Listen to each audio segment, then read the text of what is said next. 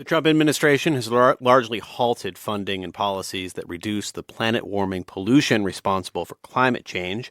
Some conservative states like Montana have followed suit.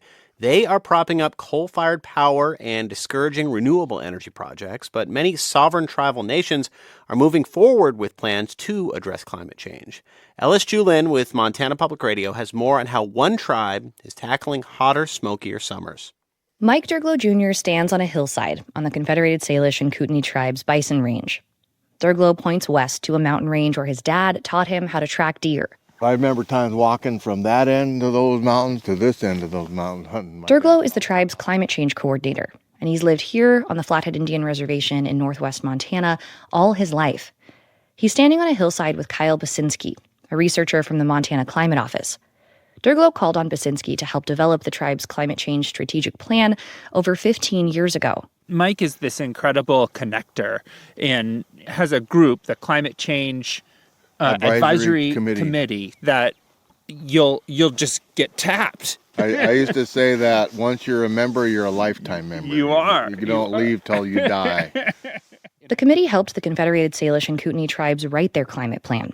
It outlines ways the nation will prepare for longer wildfire seasons, drought, and shrinking snowpack. The plan includes developing water conservation and ecosystem restoration projects to improve climate resilience, like replanting sacred whitebark pine trees to keep snow on the landscape longer, staving off drought and wildfires. The committee helps update the plan every few years. After a warm, dry winter, Basinski says they're focused on wildfire risk. In a normal year, our snowpack would be down almost to the valley floor around April 1st. This year, we've got this band of no snow all around the flanks of our mountains. With fire comes smoke, which makes for poor air quality, and that can worsen asthma and even trigger heart problems. Several years ago, Durglo began putting up air quality monitors across the reservation.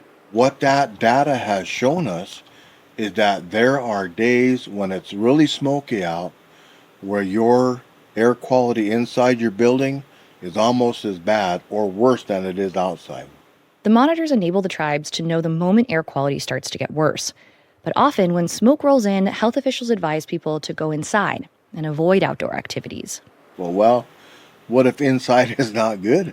Durglo identified several buildings with sufficient air filtration systems to provide the community with a refuge. So that's what the clean air centers are, is a place where people can go where they know that the air is going to be good. This is the first summer clean air centers will be open in 3 of the reservation's 6 towns. It's important to Durglo that the work extends far beyond his tribe. He's helped several dozen tribes across the country create their own climate plans. The Blackfeet Nation sits in northern Montana. Gerald Wagner is the director of the Blackfeet Tribe's Environmental Office. He enlisted Durglo's help to create the tribe's climate plan in 2017. I had a very general wide concept of climate change and didn't really know how to focus that in until we sat down and really talked. Wagner says he drew from several aspects of Durglo's climate plan, like replanting whitebark pines and preparing for drought and wildfire smoke events. Not about I got it and you don't. It's about, okay, we've learned this, we got to share it with you so that we move together. As federal funding for climate work has largely dried up, Wagner says collaborations like theirs are all the more critical. Wagner and Durglo are meeting with other tribes this summer to prioritize their most pressing climate projects. For NPR News, I'm Ellis Juhlin in Ronan, Montana. Climate Solutions Week continues tomorrow. On Morning Edition, we will hear why several communities in Utah are going all in on renewable energy.